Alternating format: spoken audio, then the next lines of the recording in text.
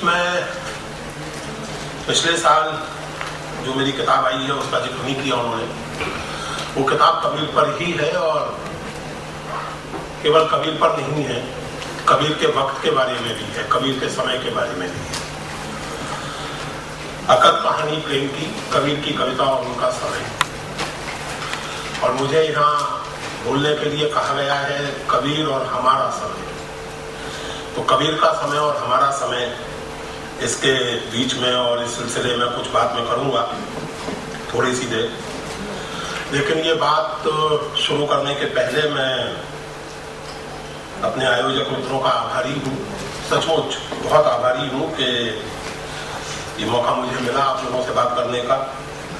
और उसी के साथ साथ आप लोगों से माफ़ी चाहता हूँ कि ना तो ये फिल्म आपके साथ देख पाया, ना और कार्यक्रमों में हिस्सा ले पाया और ना दे पाऊँगा, क्योंकि जिस बात की वो चर्चा कर रहे थे यूनियन पब्लिक सर्विस कमीशन और दूसरी चीज़ें, तो उनके चलते आलम ये हो जाता है कि वो फैज का एक मिसरा है कि तुझसे भी दिल फरेब है गम रोजगार की। तो तबीयत तो होती है कि बैठे रहें और बातें करते रहें तसव्वुरे जाना किए हुए, लेकिन मौके नहीं मिल पाते, वक्त नहीं मिल पाता। हमारे समय में कबीर, इस पर बात करने के लिए मुझसे आयोजकों ने कहा है कैसे हम अपने समय को डिफाइन करते हैं, क्या है हमारा समय। एक संकेत इस फिल्म में था जो आपने देखी, उसमें जो सज्जन बात कर रहे थे, जिनकी बातें सुन के हमारे कुछ दोस्त हंस रहे थे और विवेकदास जी ने उनको ठीक ही जवाब दिया। लेकिन उन सज्जन की जो बात थी वो हमारे समय के बारे में एक संकेत करती है कि हम कबीर पंथियों को भी अपनी एक सेना बनानी चाहिए, कबीर सेना बनानी चाहिए। ये बात संकेत इस बात की ओर करती है कि अपने देश में और शायद दुनिया भर में हम एक ऐसे समय में जी रहे हैं जिसमें हर व्यक्ति किसी ना किसी कारण, किसी ना किसी वजह से असुरक्षित अनुभव करता है। और ऐसा असुरक्षित अनुभव करता है कि सुरक्षा प्रोवाइड करने वाली जो औपचारिक या कानूनी एजेंसियां हैं, पुलिस है या जो भी एजेंसियां हैं, उनसे सुरक्षा प्राप्त होने की उम्मीद उसकी घटती जा रही है।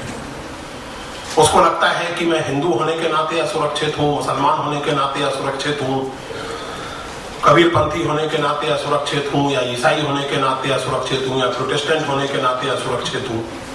तो मुझे अपनी एक सेना, और जिनको हम सिविल आर्मीज कहते हैं, वो केवल हिंदुस्तान में नहीं है वो समस्या, वो दुनिया के कई देशों में। तो जो संस्थाएं हैं सिविल सोसाइटी की, जो नागरिक संस्थाएं हैं, जो कानून की संस्थाएं हैं, उनके बारे में एक विश्वास की कमी, इसकी ओर वो व्यक्ति संकेत कर रहे थे। भले ही उनकी बात हम लोगों को कितनी भी अटपटी लगे और वो भी नहीं जानते कि वो कितनी बड़ी समस्या की ओर संकेत कर रहे हैं, लेकिन मैं उसी संकेत से आरंभ करना चाहता हूं। असुरक्षा और हिंसा, मुझे नहीं पता मित्रों, आप में से जो नौजवान हैं उनसे मैं खास करके कहना चाहता हूं, मेरी उम्र 55 साल हो गई है और पिछले 20-25 साल में हिंसा का जैसा नॉर्मलाइजेशन मैंने अपने समाज में देखा है। हिंसा तो होती है समाज में, किसी भी समाज में हिंसा होती है, लेकिन हिंसा को जो स्वीकृति प्राप्त हुई है, हिंसा के बारे में जो एक सहज कि हाँ भाई ये तो चलता है, हुआ तो क्या हर्ज, उन्होंने भी तो ऐसा किया था, फलाने ने भी तो ऐसा किया था, मुझे लगता है कि वो बहुत बड़ी समस्या है। हिंसा के प्रति जो एक सहज स्वीकृति का भाव हमारे समाज में उत्पन्न हुआ है,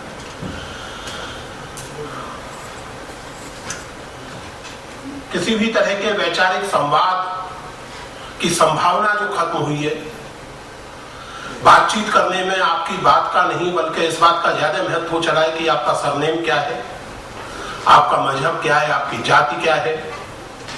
आप किसी भी व्यक्ति को उसके व्यक्तित्व के आधार पर, उसके कर्मों के आधार पर नहीं नाप रहे हैं, उसकी किसी ना किसी पहचान के आधार पर नाप रहे हैं।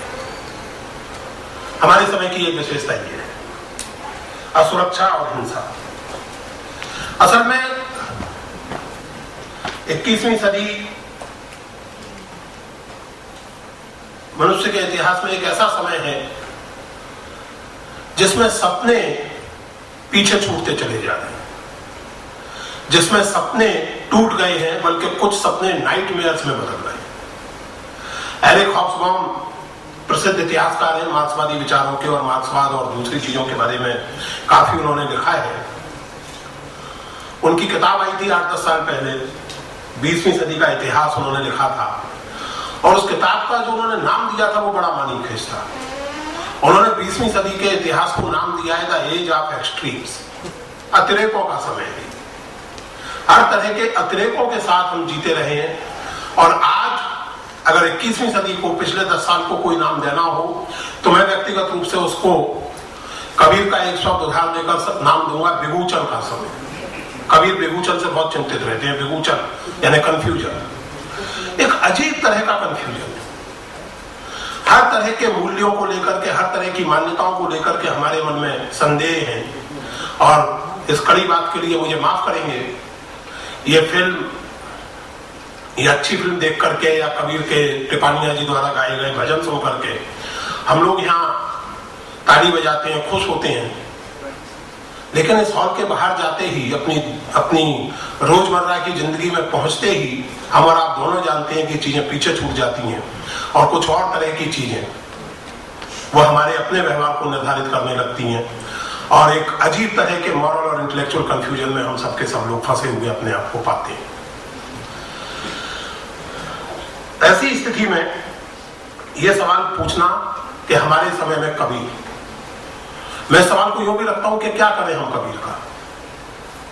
क्या हम कबीर को एक उपकरण के तौर पर इस्तेमाल करें?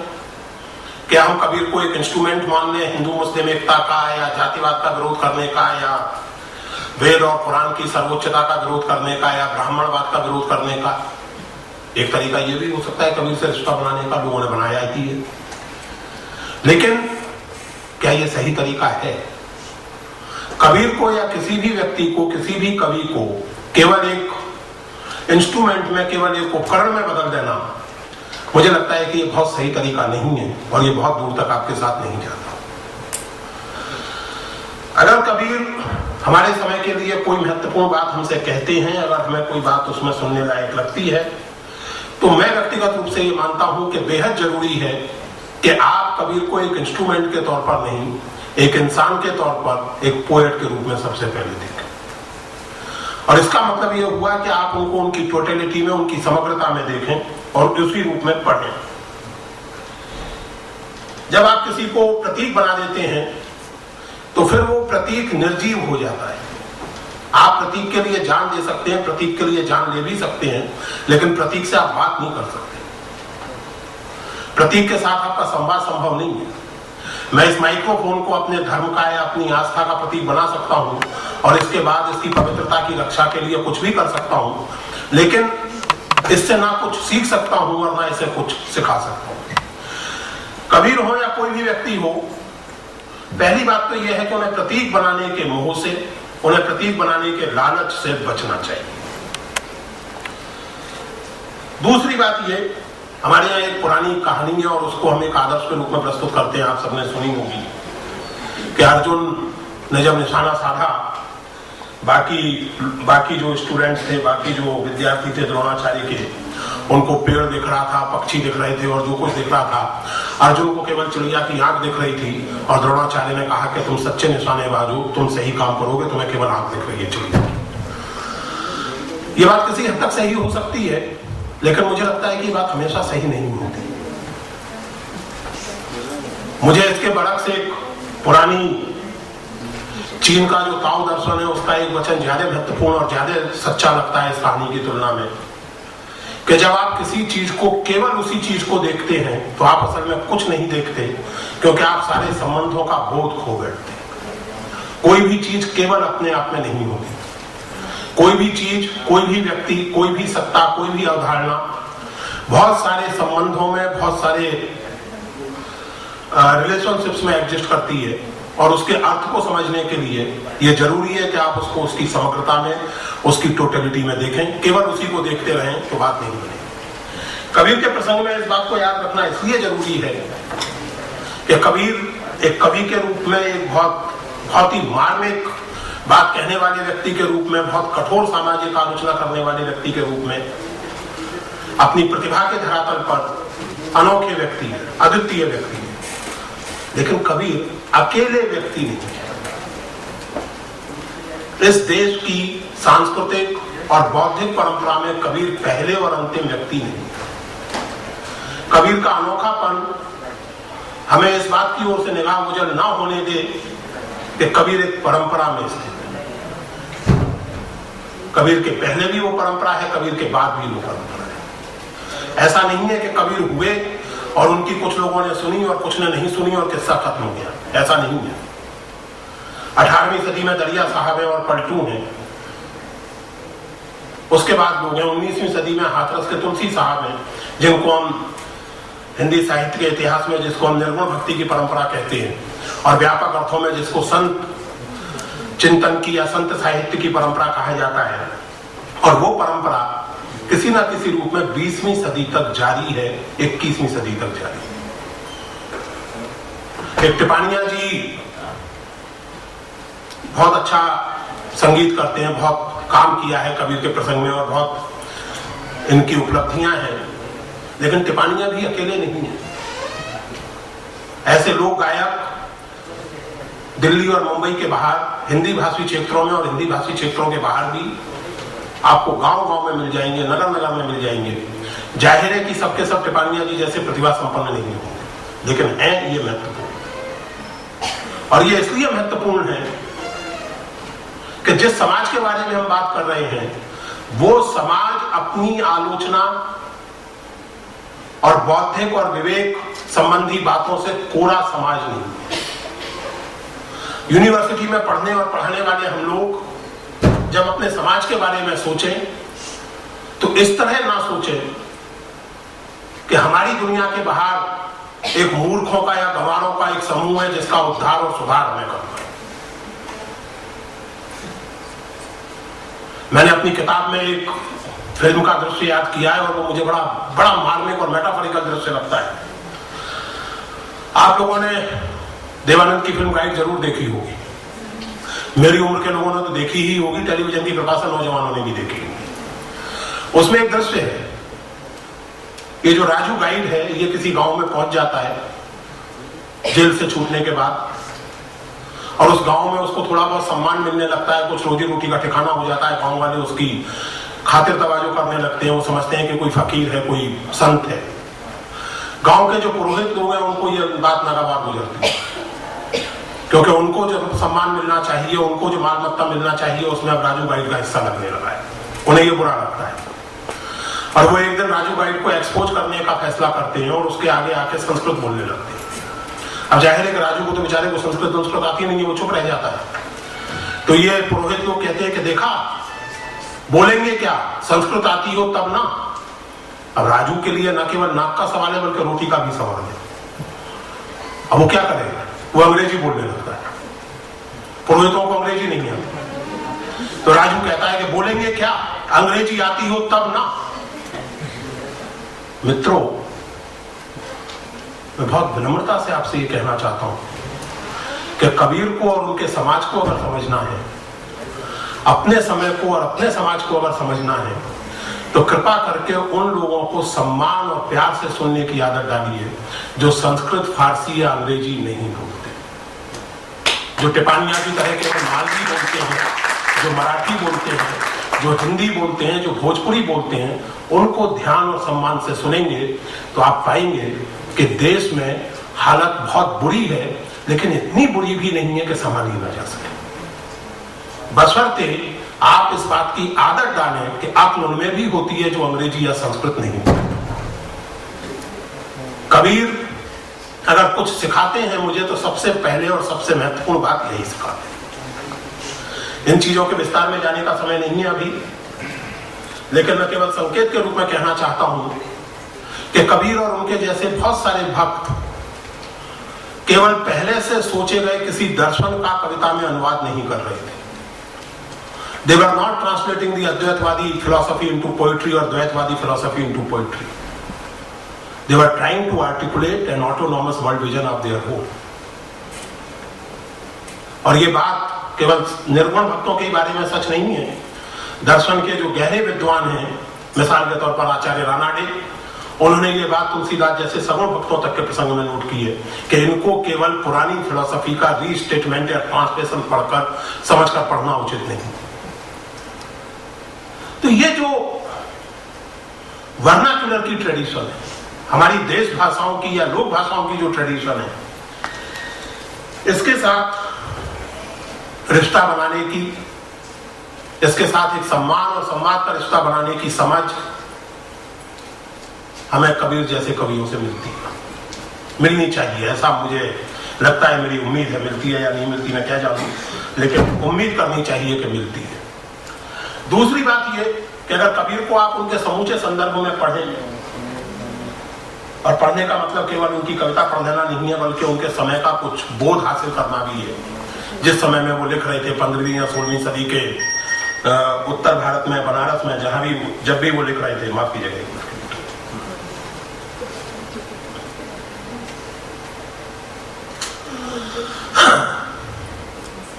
तो किस तरह का समय था और उस समय से हम क्या हासिल कर सकते हैं और हम उस समय से कैसा रिश्ता बनाएं।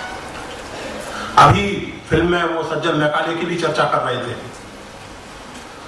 मुझे कई बार लगता है, इस किताब में भी मैंने लिखा है, बल्कि किताब शुरू इसी से होती है, कि हिंदुस्तानी समाज के बारे में सोचने के दो ढंग हैं। एक ढंग तो ये है कि अंग्रेजों के आने के पहले भारत में कोई समस्या थी ही नहीं, किसी तरह का द्वंद्व नहीं था, किसी तरह का झगड़ा नहीं था, सब कुछ अंग्रेजों ने पैदा किया। हिंदू मुसलमानों का झगड़ा अंग्रेजों ने पैदा किया और तमाम तरह की झंझटें अंग्रेजों ने पैदा की। इससे मैं नतीजा ये निकालता हूं कि अपनी समस्याओं को हल तो हम क्या करेंगे, हम में इतनी भी अक्ल नहीं है कि अपने लिए कुछ समस्याएं खुद भी पैदा कर सकें, क्योंकि बेवकूफ लोग समस्याएं नहीं पैदा करते। समस्या वही समाज पैदा करता है जिसमें द्वंद्व होते हैं, और द्वंद्व वही होते हैं जहां किसी तरह के बोध होते हैं, किसी तरह के परसेप्शंस होते हैं।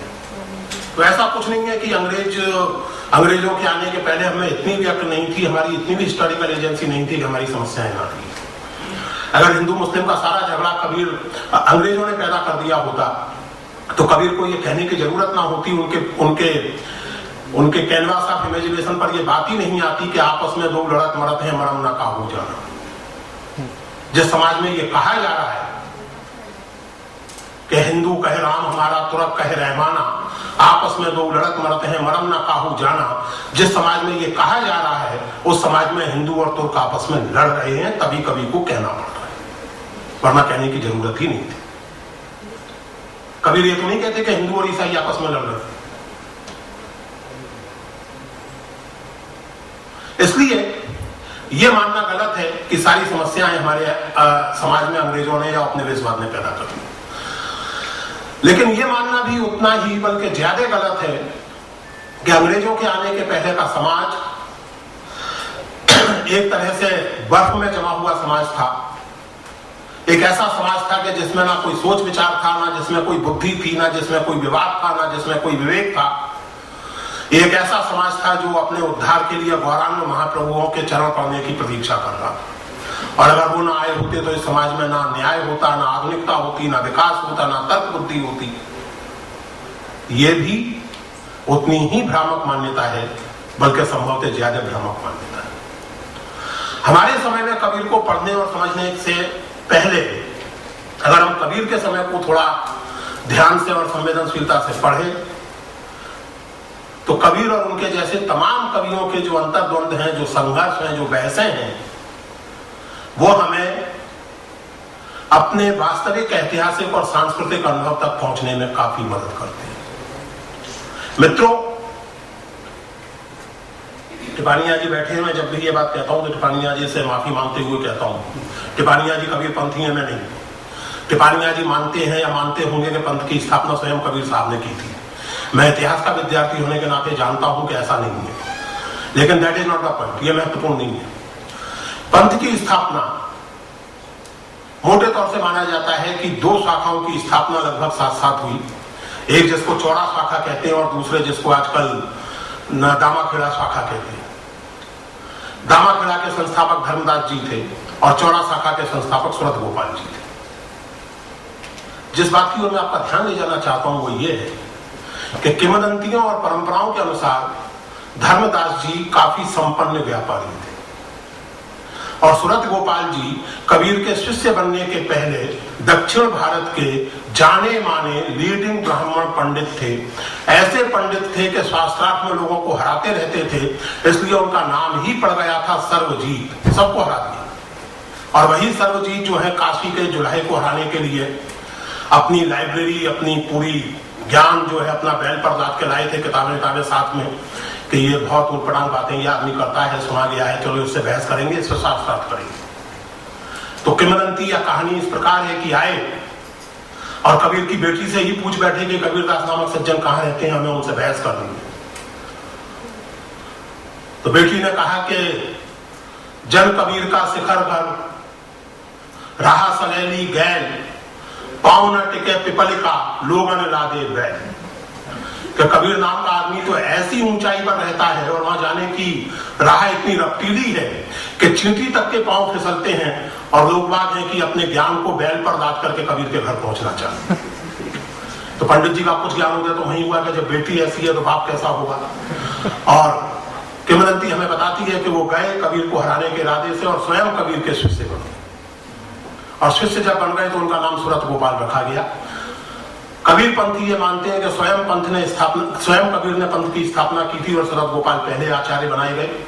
हम लोग ये मानते हैं कि सूरत गोपाल ने ही संभवतः पंथ की स्थापना की थी। मुद्दे की बात जो मैं आपके सामने रखना चाहता हूं वो ये कि पिछले 100-150 साल के हमारे इतिहास के कारण कबीर जिस वर्ग से आते थे, जिस समूह से आते थे, उसको भले ही हाशिए की आवाज बना दिया गया हो, हाशिए का समूह बना दिया गया हो, लेकिन जिस वक्त में कबीर रच रहे थे उस वक्त में हाशिए के समूह से उत्पन्न हुए इस व्यक्ति की आवाज का महत्व व्यापारी समुदायों के बीच में भी था और ज्ञानियों और पंडितों के बीच में भी था। कबीर के निधन से जुड़ी हुई किंवदंती आप लोगों ने सुनी होगी। वो किंवदंती एक धरातल पर कबीर की विफलता बताती है, क्योंकि जीवन भर कबीर कहते रहे ना हिंदू ना मुसलमान। निधन हुआ तो चेलों ने कहा कि या तो हिंदू या मुसलमान, ये नहीं चलेगा ना हिंदू ना मुसलमान। तो कुछ चेलों ने कहा कि हिंदू थे इसलिए हम इनका दाह करेंगे, कुछ चेलों ने कहा कि मुसलमान थे तो दफन करेंगे। तो किंवदंती ने कहा कि कबीरदास जी तो बेचारे जाके अंदर लेट गए। फिर आकाशवाणी हुई, जाकर के कोठरी खोली गई तो देखा कि कबीरदास जी की देह गायब है, वहां फूल रखे हुए हैं। तो आधे फूल जो है वो उन्होंने जला लिए, आधे फूल उन्होंने गाड़ दिए। लेकिन इस किंवदंती के दूसरे पहलू की ओर मैं आपका ध्यान ले जाना चाहता हूं। जिस व्यक्ति की बात समाज में कोई सुनने वाला ना हो उसके दाह संस्कार के लिए झगड़े नहीं हुए करते। राजा और नवाब उसको एप्रोप्रिएट करने के लिए तलवारें नहीं चलाया करते। आप उसी व्यक्ति को एप्रोप्रिएट करना चाहते हैं जिसका सोशल इन्फ्लुएंस होता है, जिसका कुछ महत्व होता है और जिसको एप्रोप्रिएट करने से आपको कल्चरल कैपिटल हासिल होता है। मैं मर जाऊंगा तो मेरी लाश जलाने और गाड़ने के लिए कोई झगड़ा नहीं होगा, मुझे पता है।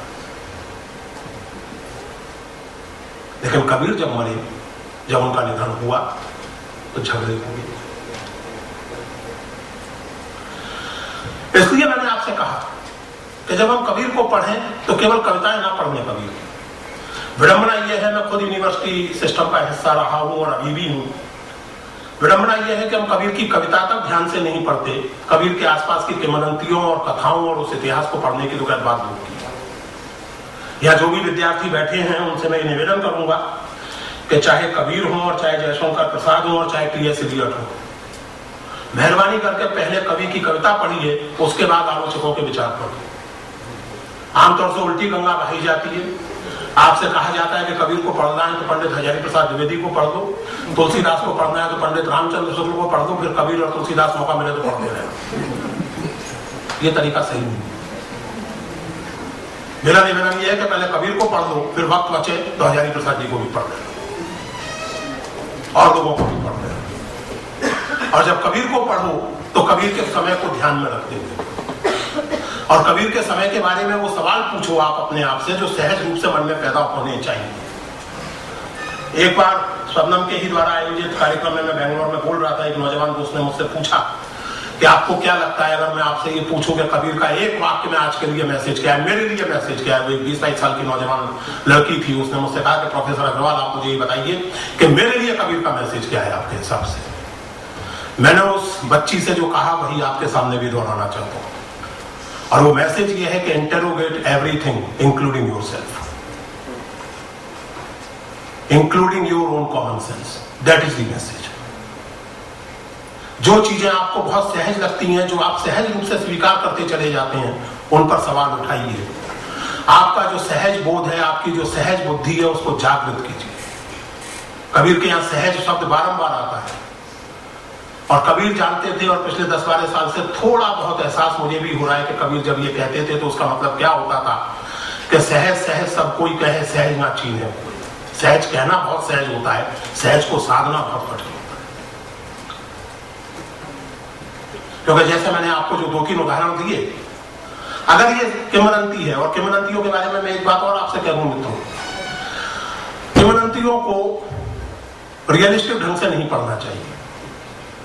किंवदंती के बारे में ये कह करके कि ये तो साहब एक किंवदंती है, अंधविश्वास है और ऐसा हो नहीं सकता, आप कोई बड़ा भारी तीर नहीं मार रहे। किंवदंतियों का जो कल्चरल मीनिंग है, किंवदंतियों में जो मैसेज है, उसको समझने की कोशिश होनी चाहिए। चाहे किंवदंतियां हो, चाहे इस तरह की दूसरी कथाएं हो, पुरा कथाएं जिनको कहते हैं। अगर आप किसी से ये कहें, किसी ईसाई को आप ये बताएं कि सर्मन ऑन द माउंट के ठीक पहले ईसा मसीह ने मछली के 2 टुकड़े और रोटी के 5 टुकड़ों के जरिए 5000 लोगों को भरपेट खिला दिया, ये अवैज्ञानिक है, आप कोई बड़ा भारी तीर नहीं मार रहे। गंवार से गंवार ईसाई जानता है कि अवैज्ञानिक है। आप उसकी मूर्खता नहीं, अपनी मूर्खता सिद्ध कर रहे हैं उसे ये बताकर। क्योंकि किंवदंती ये नहीं बता रही है कि 2 टुकड़े मछली और 5 टुकड़े रोटी या वैसे वर्षा से 5000 लोग जीन सकते हैं, यानी किंवदंती ये बता रही है कि ईसा मसीह की शरण में जो आएगा उसे केवल आध्यात्मिक ही नहीं, लौकिक तृप्ति भी प्राप्त होगी। किंवदंती ये बता रही है।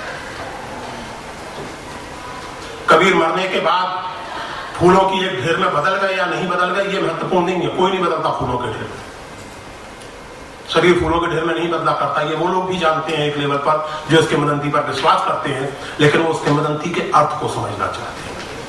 और आपसे मेरा निवेदन यही है कि उन किंवदंतियों के, चाहे किसी भी परंपरा, चाहे किसी भी धर्म और मजहब की किंवदंतियां हो, उनके अर्थ को समझने की हम कोशिश करें। और अगर उस अर्थ को हम समझने की कोशिश करेंगे तो हम देखेंगे कि कबीर और उनके जैसे लोग अपने समय में कोरे हाशिए की आवाज नहीं थे। उनको हाशिए की आवाज बनने में जो प्रक्रियाएं लगी, जो स्थितियां बनी, उसमें मैं फिलहाल नहीं जा सकता, समय नहीं है हमारे पास। लेकिन मैं ये जरूर आपसे कहना चाहता हूं कि कबीर को केवल एक इंस्ट्रूमेंट के तौर पर मत इस्तेमाल कीजिए। इंस्ट्रूमेंट के तौर पर इस्तेमाल करने के अपने खतरे होते हैं। अगर आप इस रूप में चीजों को पेश करना चाहें कि साहब कबीर की कही हर बात हमें सही लगती है, तो मित्रों, कबीर ने स्त्रियों के बारे में काफी कठोर बातें कही हैं, और मुझे ये कहने में कोई संकोच नहीं है कि वो मुझे बिल्कुल सही नहीं लगता। कबीर कहे या कोई भी कहे, मेरे अपने मानवीय विवेक और मेरी अपनी लोकतांत्रिक चेतना के जो बात अनुरूप नहीं पड़ती, वो नहीं पड़ती। वो चाहे कबीर कहे या चाहे तुलसीदास कहे या कोई और भी बड़े कवि या फिलोसोफर या प्रॉफिट कहे। और ये बात कहकर के मैं, इसीलिए मुझे कबीर और उनके जैसे दूसरे जो भक्त या संत हैं, एक निजी संवाद में उनके साथ महसूस करता हूं, क्योंकि ये बात कहकर के मैं असल में उन्हीं की बात कह रहा हूं, जब वो कहते हैं कि अपनी कसौटी पर, अपने विवेक की कसौटी पर कसो चीजें, अपने अनुभव की कसौटी पर कसो। मित्रों, अभी चर्चा चल रही थी फिल्म में भी, और उसके बाद भी कुछ मित्रों से बात हो रही थी, और मैंने शुरू यहीं से किया था और समाप्ति भी मैं वहीं करना चाहता हूं। हिंसा का नॉर्मलाइजेशन, हिंसा की स्वीकृति। मैं आपसे साफ कहूं मित्रों, मुझे हिंसा उतनी चिंतित नहीं करती जितनी हिंसा के प्रति उदासीनता या हिंसा की स्वीकृति या हिंसा का महिमा बनना। मुझे गुंडागिरी परेशान नहीं करती है, मुझे गुंडागिरी को वीरता मानने लगे जब समाज, तब मुझे चिंता होती है। मुझे गुंडागिरी से कोई प्रॉब्लम नहीं है, किस समाज में गुंडे नहीं होते, लेकिन जब गुंडों को समाज वीर मानने लगे तब चिंता होती है। महात्मा गांधी जब अपना अंतिम एक तरह से प्रयत्न कर रहे थे चीजों को समझने का, कलकत्ते में जब वो थे, एक बहुत मार्के की बात उन्होंने कही थी। आपने सांप्रदायिक दंगों के प्रसंग में ये बात 25 बार सुनी होगी कि साहब हम तो कुछ नहीं करते, हम तो मिडिल क्लास रेस्पेक्टेबल लोग हैं, लेकिन गुंडे ये सब करते हैं, गुंडे आ जाते हैं, वो आ जाते हैं। गांधी जी ने बहुत मार्के की बात कही थी। गांधी जी ने कहा था कि गुंडे आकाश से नहीं टपक पड़ते, गुंडे कोई धरती से जिन्नात की तरह नहीं निकल पड़ते। गुंडों को समाज ही पैदा करता है और समाज ही उन्हें सस्टेन करता है। इसलिए मैंने कहा कि मुझे हिंसा चिंतित नहीं करती, हिंसा की स्वीकृति चिंतित करती, हिंसा के प्रति उदासीनता चिंतित करती। 2002 में जो कुछ हुआ गुजरात में, उसके बाद मानवाधिकार कार्यकर्ता के बाल गोपाल ने एक बहुत मार्मिक लेख इकोनॉमिक एंड पॉलिटिकल वीकली में लिखा था। उस लेख में जो और बातें थी उनकी बात मैं नहीं करता, लेकिन उसमें उन्होंने एक बहुत ही बुनियादी सवाल उठाया था बाल गोपाल ने, और वो सवाल ये था कि क्या सचमुच प्रेम सिखाना भी इतना ही आसान हो पाएगा कभी जितना आसान घृणा सिखाना है? क्या कभी यह सचमुच संभव हो पाएगा कि जिस तरह घृणा की राजनीति संभव होती है उसी तरह प्रेम के एडीएम में, भागीदारी के एडीएम में कोई राजनीति संभव हो सके? बाल गोपाल ने आगे लिखा कि दुर्भाग्य से ये एक ऐसा सवाल है जिस पर हम वामपंथियों ने कभी ध्यान ही नहीं दिया। उन्होंने लिखा कि सवाल से टकराने की दिशा में एरिक फ्रॉम कुछ हद तक आगे बढ़े थे, लेकिन वो भी बस एक सीमा तक ही आगे बढ़ पाए। कबीर और उनके जैसे दूसरे तमाम पोएट इस सवाल का जवाब नहीं देते। कबीर से अपनी समस्याओं और अपने फैलाए कचरों के लिए कबीर से उम्मीद करना कि वो आके उसको बुहारे, ये ज्यादती है। कबीर ने नहीं आपसे कहा था कि आप लड़ने मरने लगी आपस में, ये कबीरदास का काम नहीं है, लेकिन आप सीख सकते हैं, वो हमें कुछ सूत्र दे सकते हैं। और जो सूत्र हमें मिलता है कबीर से मित्रों, वो ये, एक कवि के रूप में मुझे कबीर की जो सबसे मार्मिक बात लगती है वो ये है कि कबीर के यहां प्रेम केवल एक भावना नहीं है, कबीर के यहां प्रेम एक तरह का संज्ञानात्मक कर्म है। कबीर के यहां प्रेम एक कॉग्निटिव एक्ट है, एक कॉग्निटिव प्रेमाइस है। वो प्रेम के ग्रिड से चीजों को देखना चाहते हैं।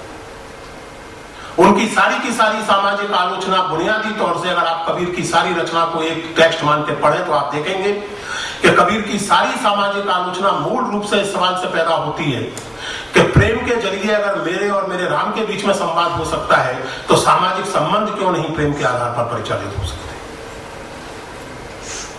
जब मेरे और मेरे राम के बीच में, या जो भी आप उसको नाम दें, उसके बीच में संबंध बराबरी और भागीदारी का हो सकता है, तो समाज में संबंध उस आधार पर क्यों नहीं बनाए जा सकते?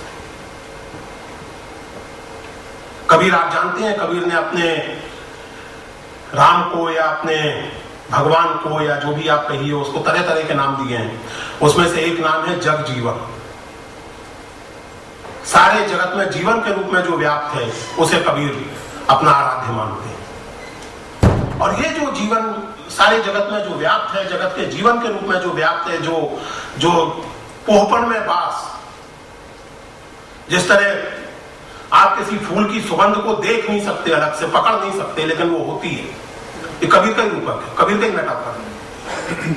उसी तरह सारे संसार में, संसार की हर चीज में परमात्मा मौजूद है। आप उसे देख नहीं सकते, छू नहीं सकते, लेकिन वो उसी तरह व्यापा हुआ है जैसे पोहपन में बास पुष्पों में गंध व्यापी होती है। कबीर की कविता जब मैं पढ़ता हूं तो मेरे मन में जो सवाल आता है वो यही होता है कि क्या ऐसी कोई पॉलिटिक्स, क्या ऐसा कोई सोशल एक्शन, क्या ऐसी कोई कलेक्टिविटी संभव है जो प्रेम और भागीदारी पर आधारित है? मुझे लगता है कि संभव है, मुश्किल है लेकिन फिर भी संभव है। मित्रों, एक बात और ध्यान रखनी चाहिए कि इतिहास वर्तमान राजनीति का अखाड़ा मात्र नहीं है। इतिहास की अपनी स्वायत्त सत्ता होती है। 500 या 600 साल पहले के किसी व्यक्ति को आप पढ़ें तो उसे केवल करंट या कंटेम्प्रेरी पॉलिटिक्स का एक पक्षधर मान के ना पढ़ें। अगर ऐसा करते हैं तो फिर समस्या यह पैदा होती है कि आप सिद्ध करना चाहते हैं कि तुलसीदास प्रगतिशील थे, और तुलसीदास के ऐसी 10 चीजें मिल जाती हैं जो आजकल के प्रगतिशील कॉमन सेंस के विपरीत है। तो फिर आप ये सिद्ध करने में लग जाते हैं कि तुलसीदास की रची हुई नहीं है, तुलसीदास की रचना में बाद में डाल दी गई, प्रक्षिप्त है। आप सिद्ध करना चाहते हैं कि कबीरदास परम प्रगतिशील है, परम सेकुलर है, परम डेमोक्रेटिक है। कबीर ग्रंथावली में पूरा एक खंड है जिसमें स्त्रियों के बारे में काफी कठोर बातें कही गई। तो ज्ञानी लोग ये सिद्ध करने में लग जाते हैं कि ये सब तो कबीर ने नहीं कहा होगा। क्यों नहीं कहा होगा? कबीर को या तुलसी को कहने के लिए कि आपसे परमिशन की जरूरत है। कबीर और तुलसी इसलिए नहीं लिख रहे थे कि वो 20वीं सदी में हिंदुस्तान की यूनिवर्सिटीज में एमए हिंदी के पाठ्यक्रम में पढ़ाए जाएंगे प्रगतिशील अध्यापकों द्वारा, और इसलिए भी नहीं लिख रहे थे कि सांप्रदायिकता विरोधी एक्टिविस्टों द्वारा इस्तेमाल किए जाएंगे या राष्ट्रवादी एक्टिविस्टों द्वारा इस्तेमाल किए जाएंगे। विवेक आपको करना होगा, और उस विवेक के लिए यह साहस जरूरी है। और मैं इस बात को मित्रोचित गर्व के साथ कहना चाहता हूं कि यह साहस कबीरपंथी टिप्पणियां ने की है और इसकी कीमत चुकाई है कबीरपंथियों के बीच में। अपनी बुद्धि और अपने विवेक के आधार पर, अपने आग्रहों के आधार पर सबसे पहले हमें परिकल्पना करनी होगी और अपने मन में स्पष्ट करना होगा कि हम अपने समय को कैसे समय के रूप में देखना चाहते हैं। कबीर और हमारा समय, इस विषय में अगर यह ध्वनि हो कि हमें कबीर क्या दे सकते हैं, तो मैं निवेदन करूंगा कि कबीर को कृपया परेशान मत कीजिए। कचरा आपने फैलाया है, कबीर ने नहीं, उनका काम नहीं है उसको साफ करना। आप उनसे कुछ प्रेरणाएं ले सकते हैं, उनसे आप कुछ अंतर्दृष्टियां ले सकते हैं, लेकिन कृपया कबीर को कंटेम्पररी पॉलिटिक्स के इंस्ट्रूमेंट में रिड्यूस मत कीजिए। मित्रों, मैंने प्रेम की बात की और एक साखी कबीर की पढ़ के मैं अपनी बात खत्म करना चाहता हूं। मुझे लगता है कि वो साखी कबीर की रचना प्रक्रिया के बारे में हमें बताती है, कबीर के अपने आग्रहों, कबीर की अपनी इच्छाओं और एक तरह से कहिए कि आत्मबोध के बारे में हमें कुछ गहराई से बताती है।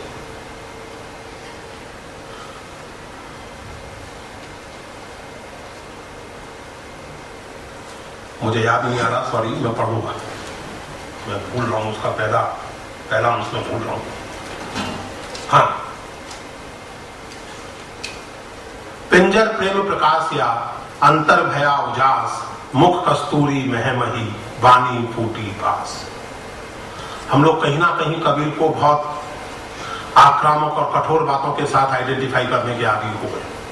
हालांकि मुझे उम्मीद है कि 1.5 घंटे से जो फिल्म आप लोग देख रहे थे उससे आपके मन में ये बात आई होगी कि कबीर केवल लठ लिए नहीं खड़े रहते थे, प्रेम की बातें भी करते थे। जो पद अंत में गाया जा रहा था वो प्रेम का पद था।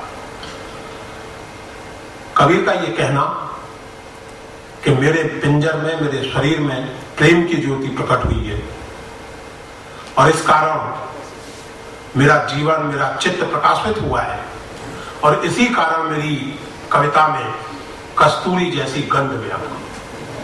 पिंजर प्रेम प्रकाश या अंतर भया उजास, मुख कस्तूरी महमही वाणी फूटी पास। कबीर कवि थे, कबीर 600 साल पहले थे। हम लोग नागरिक हैं एक आधुनिक दुनिया के या उत्तर आधुनिक दुनिया की, एक ग्लोबलाइज्ड दुनिया के। ये सवाल हमें अपने आप से पूछना है कि क्या हम ऐसा स्पेस क्रिएट करना चाहते हैं, क्या हम ऐसा स्पेस क्रिएट कर पाएंगे जिसमें कि प्रेम का प्रकाश हमारे पिंजर को प्रकाशित करे और हमारी वाणी को कस्तूरी की तरह सुगंधित करे। धन्यवाद।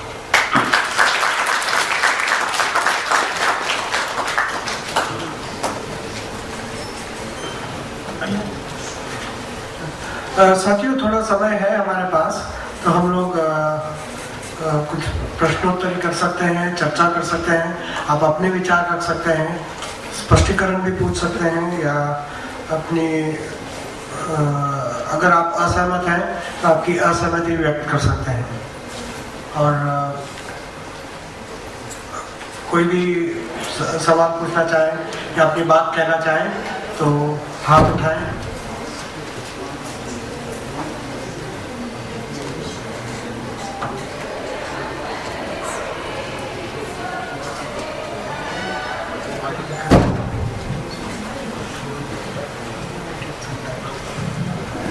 प्रेम के उजास के लिए अभी आपने अंत में उसी से समापन किया। तो मेरा निवेदन यह था, ये तो फिर भी प्रश्न रह गया, समाधान की तरफ आप यदि अपनी कोई उसके ऊपर अपना प्रकाश डाल सके तो उससे थोड़ा सा लाभान्वित हो सके।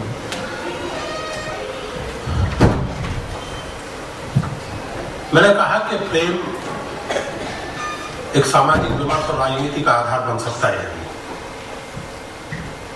और इसी के साथ मैंने ये भी कहा कि उसका एक जो सामाजिक विस्तार मुझे लगता है वो भागीदारी की अवधारणा में है। मैं ये मानता हूं कि कबीर और उनके जैसे लोगों के यहाँ भक्ति असल में समर्पण कम है और भागीदारी अधिक है।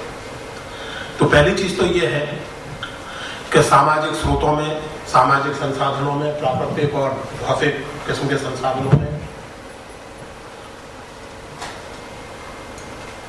व्यक्ति की, कमजोर से कमजोर व्यक्ति की भागीदारी एंश्योर करने की बात क्या हम सोच सकते हैं, एक नारे के रूप में नहीं, एक ठोस सामाजिक कार्यक्रम के रूप में, जिसको गांधी जी अपना ताबीज कहा करते थे कि जब भी तुम्हारे सामने कोई नैतिक प्रश्न, नैतिक संकट खड़ा हो तो उस आदमी की कल्पना करो, उस सबसे गरीब और सबसे कमजोर आदमी की जिसको तुमने अपने जीवन में देखा हो, और ये सोचो कि तुम्हारा ये जो काम है ये उस गरीब और कमजोर आदमी के कितने काम आ सकते हैं। गांधी जी ये कहते थे। नेहरू को लेकर एक पत्र में उन्होंने लिखा था कि व्यक्तिगत जीवन हो, चाहे सार्वजनिक जीवन हो, राजनीतिक नीतियां हो या कुछ भी हो, the last man should be your yardstick. दूसरी बात ये कि कबीर अपनी सामाजिक अस्मिता से भागते नहीं हैं, लेकिन उससे चिपकते भी हैं। कबीर बुनियादी तौर से व्यक्तित्व की खोज के कबीर हैं। कबीर को अपनी जात को लेकर के कोई एम्बेरसमेंट नहीं है, एक सरकास्टिक टच जरूर है। वो कहीं ये कहने की कोशिश नहीं करते कि मैं जुलाहा नहीं हूं, कहीं ये कहने की कोशिश नहीं करते कि मेरी जाति को निम्न नहीं माना जाता। वो जानते हैं कि उनकी जाति को निम्न माना जाता है, लेकिन आप इस बात पर ध्यान दें कि एक बात और, कबीर के यहाँ जो शब्द बहुत बार आपको मिलेगा वो है सुनो। सुनो भाई साधो, सुनो भाई संतो, सुनो।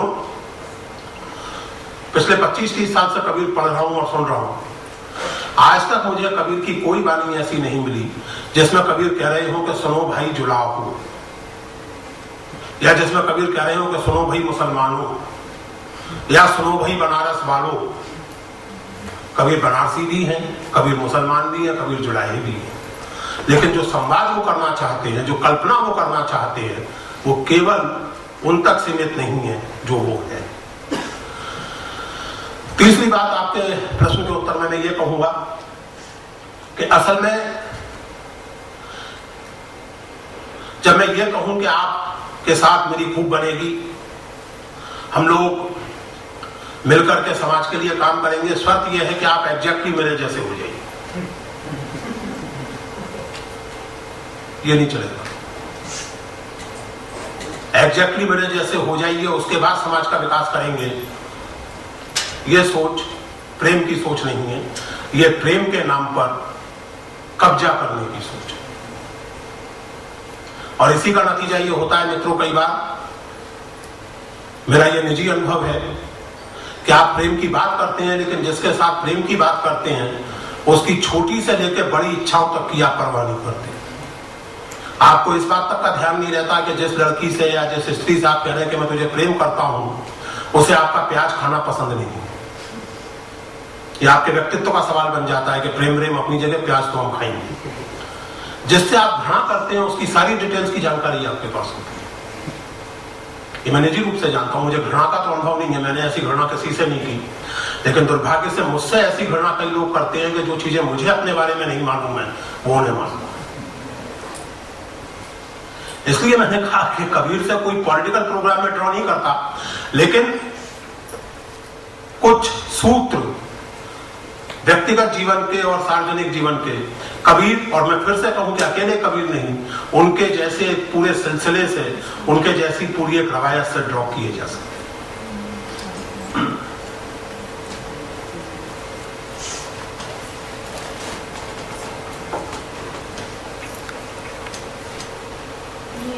आपने जो लेक्चर की शुरुआत की हिंसा को जो समर्थन मिल रहा है समाज में,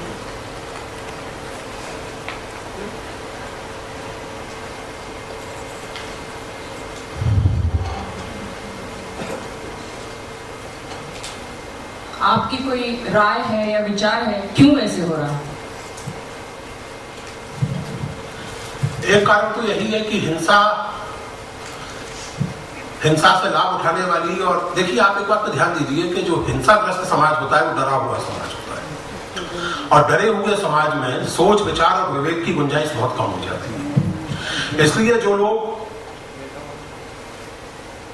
तरह तरह के उद्देश्यों के साथ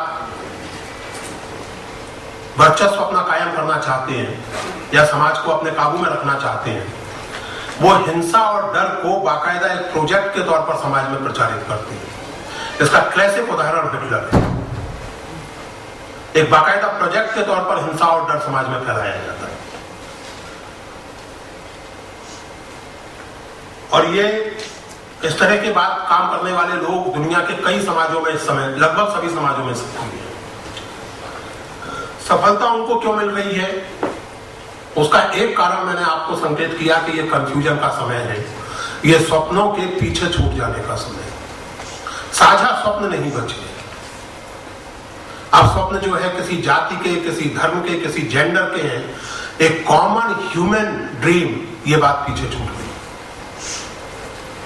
यूनिवर्सल एक संदिग्ध कैटेगरी बन गई।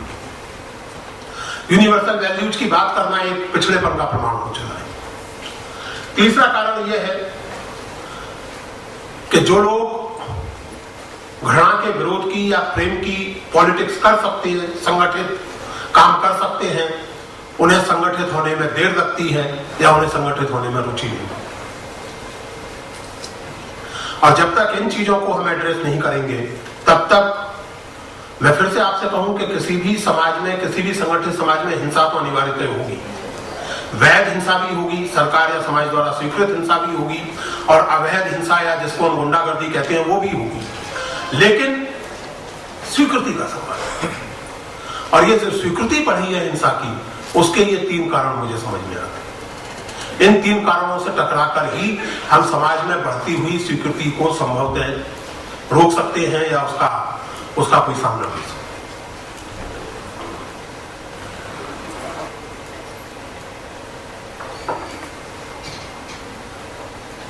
इरफान, धन्यवाद किया जाए। अच्छा, वो सर एक सवाल ये था कि ये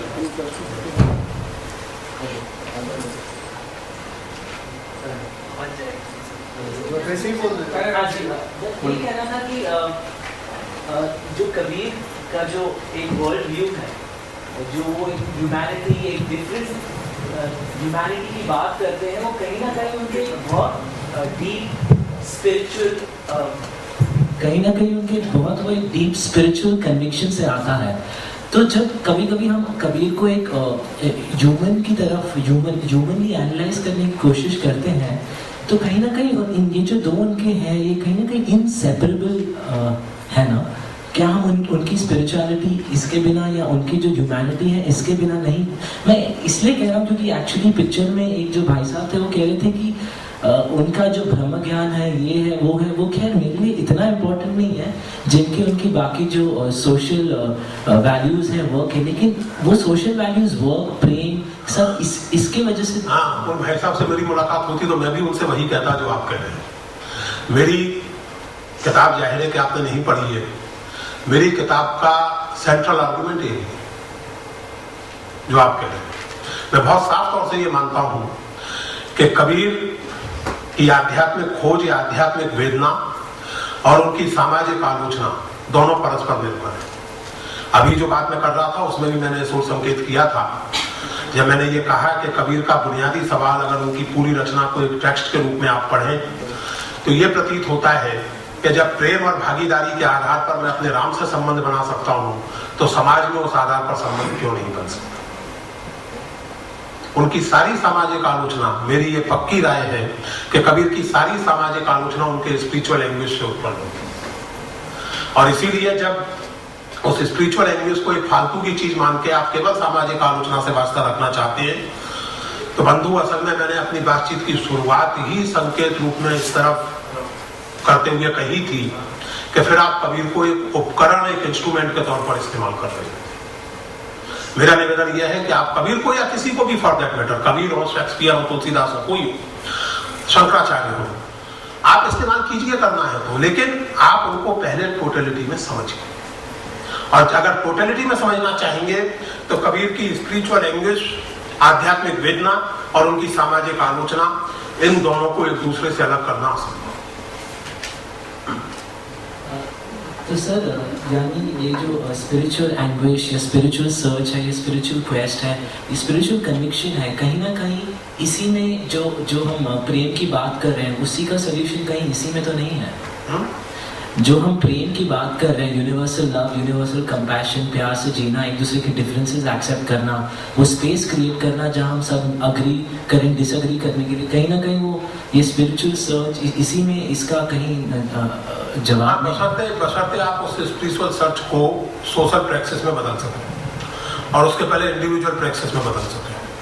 आप स्पिरिचुअल सर्च करें और स्पिरिचुअल सर्च के लेवल पर आपको सब एक से दिखें, सब महान दिखें, सब बराबर दिखें, सब में आपको एक ही ज्योति का प्रकाश दिखे, लेकिन सामाजिक व्यवहार में कोई आपको जन्म के कारण पवित्र दिखे और कोई अपवित्र, कोई प्रॉफिट पर अकीदा लाने के कारण पवित्र दिखे और कोई ना लाने के कारण अपवित्र दिखे, कोई किसी जाति में पैदा होने के कारण उच्च दिखे और कोई किसी जाति में पैदा होने के कारण निम्न दिखे, तो फिर स्पिरिचुअल लैंग्वेज और सोशल प्रैक्टिस के बीच में खाई पैदा हो जाती। और कबीर की जो सारी सामाजिक आलोचना है वो एक तरह से उस खाई के ऊपर है, और उसमें वो कबीर अपने जैसे लोगों को भी नहीं छोड़ते हैं। कबीर की एक पंक्ति मुझे बहुत मार्मिक लगती है, साखी शब्दी कह के भूले आत्म खबर नहीं जाना। निर्गुणपंथी लोग साखी, और खुद कबीर ने साखी और शब्दी कही है। निर्गुणपंथी लोग अपने पदों को, अपने कंपोजिशंस को साखी या शब्द कहते हैं, तो कबीर अपने जैसे लोगों पर भी चोट करने से नहीं चूकते, क्योंकि मुख्य बात है आत्म खबर जानना। तो अगर आप आत्म खबर जानेंगे तो आपका आत्म केवल भीतर तक नहीं है, आपका आत्म बाहर भी है।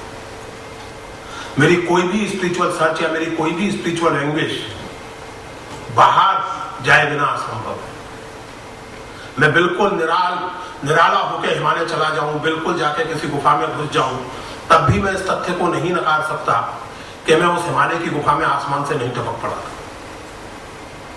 मैं दो मनुष्यों के संयोग के कारण उत्पन्न हुआ था, और वो दो मनुष्य सामाजिक संयोग के कारण उत्पन्न हुए थे। इसलिए अपने नितांत अकेले पलों में भी मेरे व्यक्तित्व का, मेरे अस्तित्व का एक सामाजिक पक्ष है। और अगर मेरी स्पिरिचुअल लैंग्वेज उस सामाजिक पक्ष के बारे में कोई पोजीशन नहीं लेना चाहती, तो फिर कहीं कुछ प्रॉब्लम है।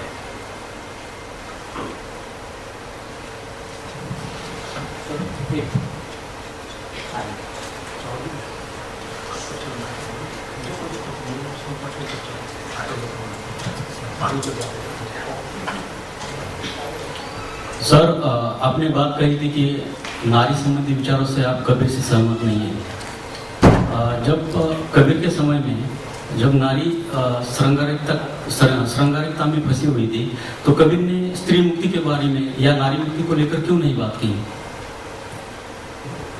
ये आप बेहतर होगा कि कबीर से पूछो। नहीं, लेकिन सर आपने कहा था, इसलिए मैं कबीर का अध्येता हूँ, कबीर का प्रवक्ता नहीं हूँ। कबीर कोई राजनेता नहीं है जो किसी कारण नहीं आ सके इस प्रेस कॉन्फ्रेंस में और मुझे भेज दिया। इसलिए ऐसे सवाल मुझसे मत पूछिए, कभी अवसर मिले तो कबीर से पूछिएगा। नहीं कि उन्होंने बात ये सही है और ये चिंताजनक है, मैंने इसके लिए उनकी आलोचना की है, लेकिन क्यों नहीं की इसकी केवल अनुमान किए जा सकते हैं, इसका मैं कोई उत्तर नहीं दे सकता।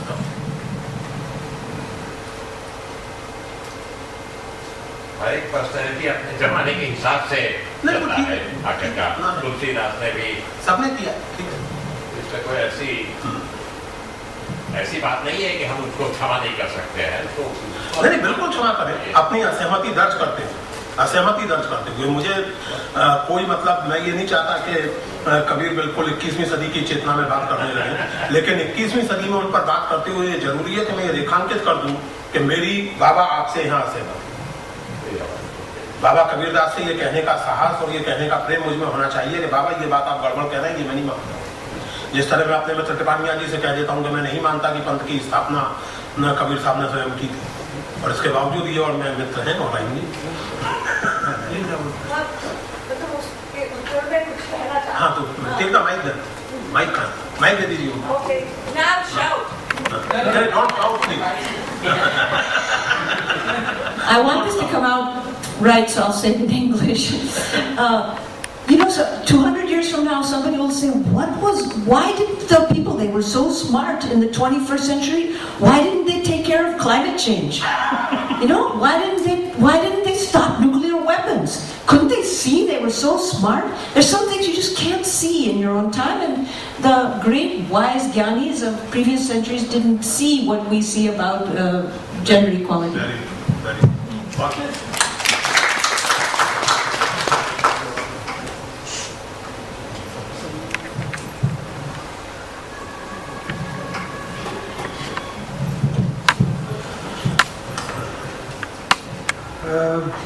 और कोई सवाल देख नहीं रहे हैं तो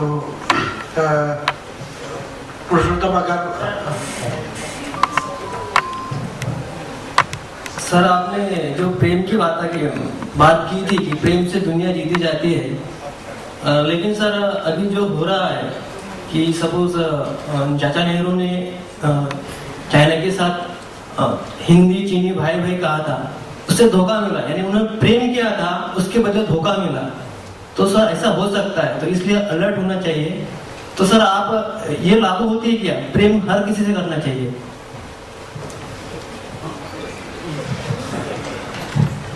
अभी लिंडा ने जो बात कही उसी बीच में आगे बढ़ाऊं तो आपसे ये किसने कह दिया कि प्रेम करने का अर्थ बेवकूफ होना होता है?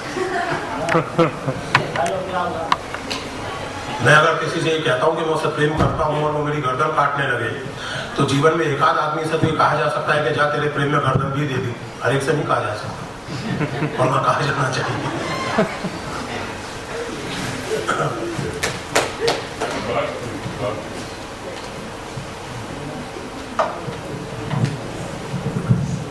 सर आपको क्या नहीं लगता जो कबीर के समय में हमारी जो सामाजिक व्यवस्था थी, आपने खुद ही जिक्र किया कि सब बटे हुए थे हिंदू मुसलमान, आज हम हिंदू भी बट गए हैं, आज हम मराठी हैं, आज हम गुजराती हैं, आज हम राजस्थानी हैं, और आज हम अपने ही देश में प्रवासी मान लिए जाते हैं।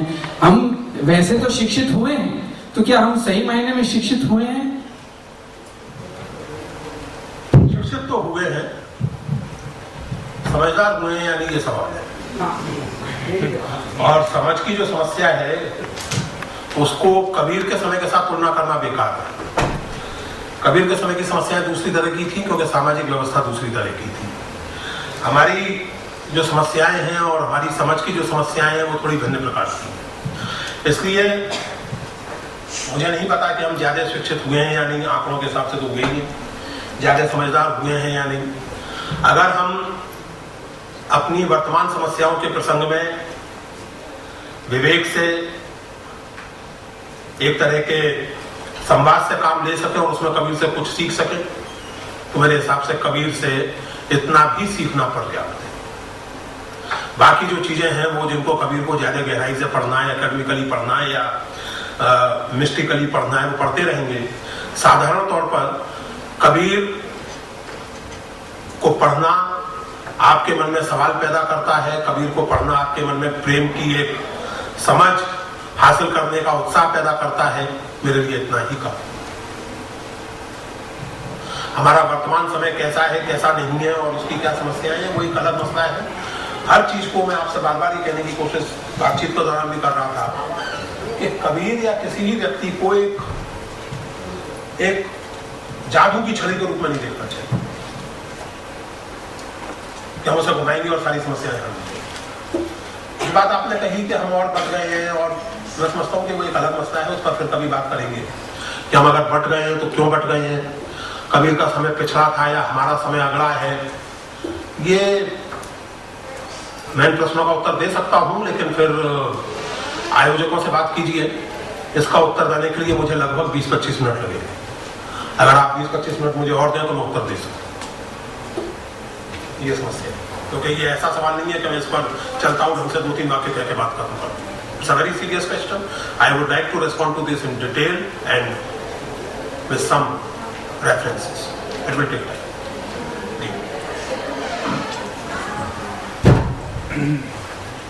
पुष्कर जी आ गए हैं और फिर भी हमारे पास थोड़ा समय है, 5-10 मिनट का। अब देखोगे तो उसमें उत्तर देने सर तो बहुत अच्छा रहेगा। 20-25 मिनट में सर ने कहा है कि मैं बोल सकता हूँ और ये बहुत ही गंभीर समस्या है। देखिए हम कहने को तो बहुत शिक्षित हो गए हैं, पर आप ऐसी नौबत आने वाली है कि आप देश में पासपोर्ट लेना पड़ेगा। हम लोग एक ब्रेक लेने वाले हैं और उस ब्रेक में चर्चाएं शुरू रह वैसे सकती ये है। मैं केवल एक संकेत आपसे करूंगा। किसी भी सवाल का एक संदर्भ होता है। आपने सही कहा कि एक विकट समस्या हो गई है कि हमें अपने देश में पासपोर्ट जैसा लेने की नौबत आ गई है।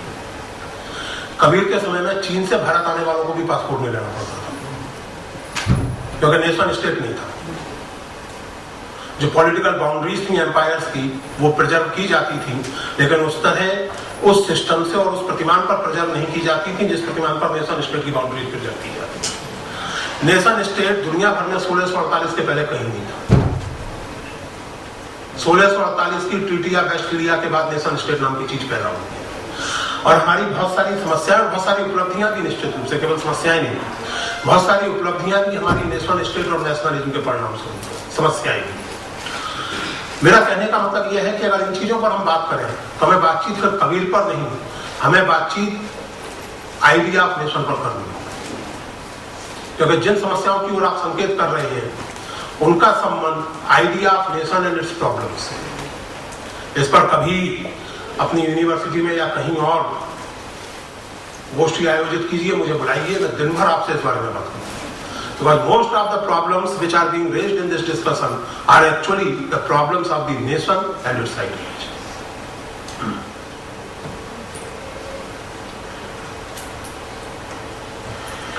So I think this was a very interesting, very good conversation that we had, and a very enlightening talk by Purushottam ji. He came all the way to participate in this festival.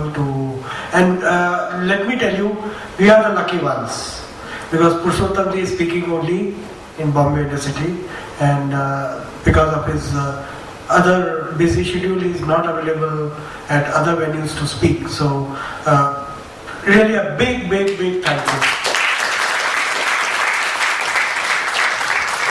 And a big thank you to you as well because of this